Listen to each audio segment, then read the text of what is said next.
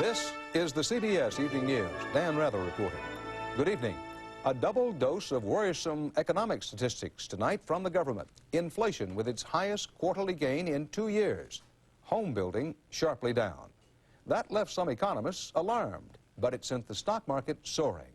CBS News business correspondent Ray Brady tries to sort out some of the mystery. On Wall Street, the rise in last month's inflation rate, 0.5%, was not as bad as investors had expected. So stock prices rose, up more than 41 points on heavy volume. But economists took a different view of the same figures.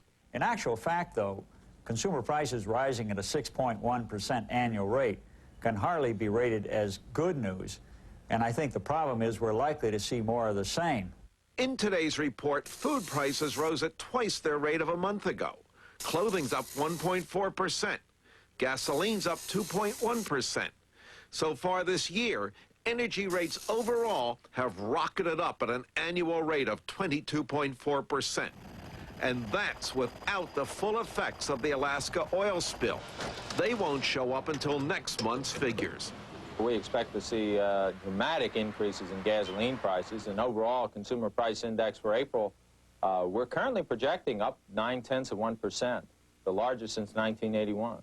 All that's putting the big squeeze on Americans. Prices are going up more than 6%, but incomes are rising only 4%. Adding to the squeeze, higher interest rates, jacked up by the Federal Reserve to fight inflation. I watch my budget. I only buy what's necessary. And that's made car companies desperate to sell cars. 0.0 financing or savings up to $3,000. In other figures today, housing starts plummeted 5.4%, a worrisome sign to economists. We're seeing the first signs of a recession. We're expecting the recession to begin in the second half of this year, and we're getting confirmation of that right now.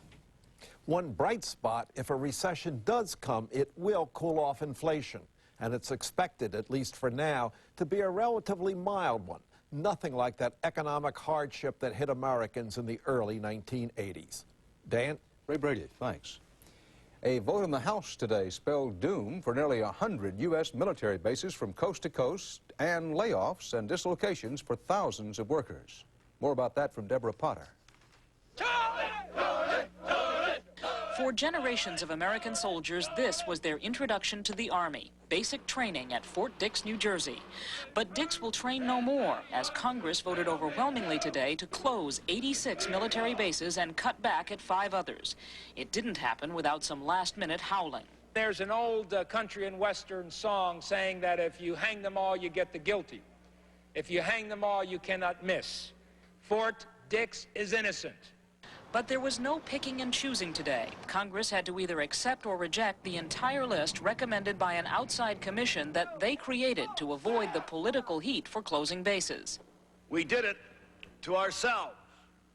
First, we tried to evade the tough decision and questions of what bases ought to be closed. Now we don't like the result. This is a classic demonstration to the American public of just how incapable the Congress is of handling the most fundamental of our responsibilities.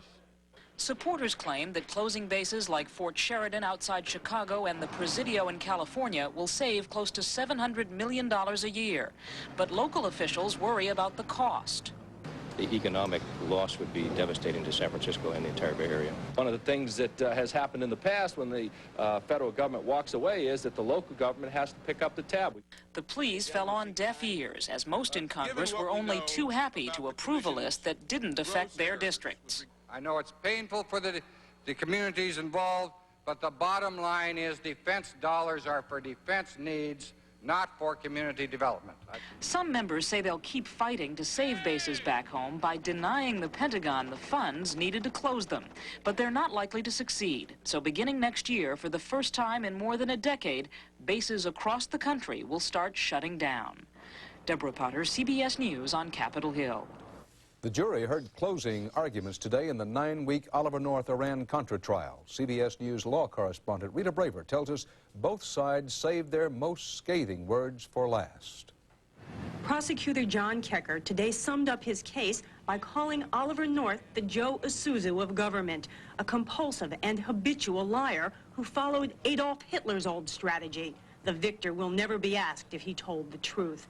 And Kecker declared the tragedy of Oliver North is that a man who says he cared so much about freedom and democracy in Nicaragua forgot about the demands of freedom and democracy here at home. He took the jurors once more through all the charges against North, obstructing and lying to Congress and the Attorney General, violating tax laws, and illegally accepting a security system and traveler's checks.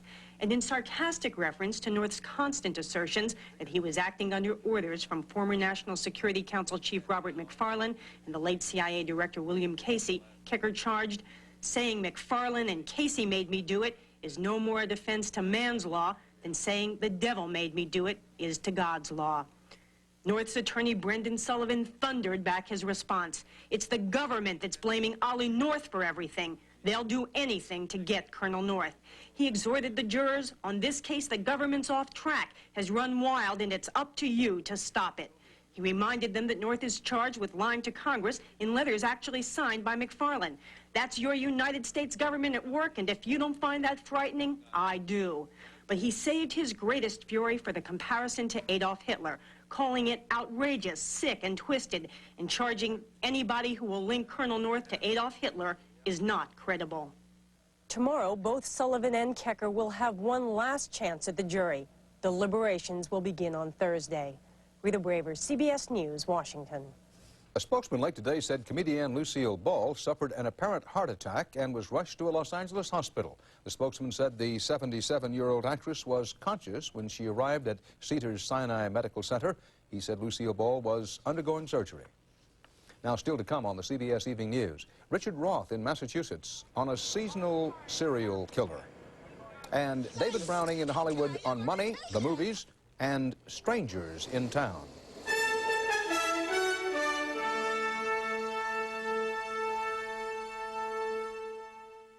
Today is the 6th anniversary of the bombing of the U.S. Embassy in Lebanon, and tonight President Bush appealed to Lebanese factions and Syria to end the latest and worst round of killing in Beirut. The president spoke after conferring by phone today with French President Mitterrand. From London, Tom Fenton has more. 70 wounded Muslims were evacuated from Lebanon today. They were hurriedly loaded into ambulances during a lull in the shelling to be taken to a French Navy hospital ship waiting off the coast. They are escaping from the nightmare of Beirut. There's no respite for the rest of the population. Sleep has been rare for more than a month. Shell-shocked residents of Beirut emerged from basement shelters this morning to survey the damage from one of the worst nights so far. More than a month of indiscriminate shelling of both Christian and Muslim neighborhoods has caused billions in damage. The psychological toll is also heavy. There's no way out for the poor. Caught in the battle between the Christian forces and the far more powerful Syrian army, their plight gets steadily worse. General Michel Aoun, commander of the Christian forces, has vowed to oust the Syrians from Lebanon, but some of his supporters are reported to be ready to sue for peace. In the Middle East power game, Lebanon is one of the few cards President Assad of Syria has left, and he's not yet ready to give it up. Late today, the Muslim casualties from West Beirut were loaded onto a small boat and ferried out to the French Navy hospital ship. The evacuation of only 70 of the more than 900 civilians wounded in the Battle of Beirut may be a token gesture, but it's the only gesture of practical help so far from any Western nation. Tom Fenton, CBS News, London. Thousands of Chinese students tried to storm Communist Party headquarters in Beijing tonight, calling for democracy and human rights. It was one of the biggest demonstrations anyone could recall in the Chinese capital. John Sheehan is our man in Beijing. Tonight, for the second night in a row, thousands of Chinese students marched through the streets of Beijing. But what started as a manifestation of sorrow at the death of a reformist leader has turned increasingly political, with protesters demanding, among other things, freedom of speech and freedom of the press. At the Monument to Revolutionary Heroes in Tiananmen Square, some of the demonstrators held up a portrait of Hu Yaobang, who died of heart failure last Saturday. Hu was once the #2 man in China, head of the Communist Party and heir apparent to Supreme Leader Deng Xiaoping.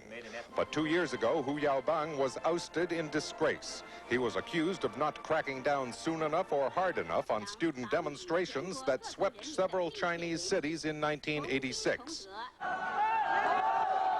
Since that time, mass protests like this one have been against the law.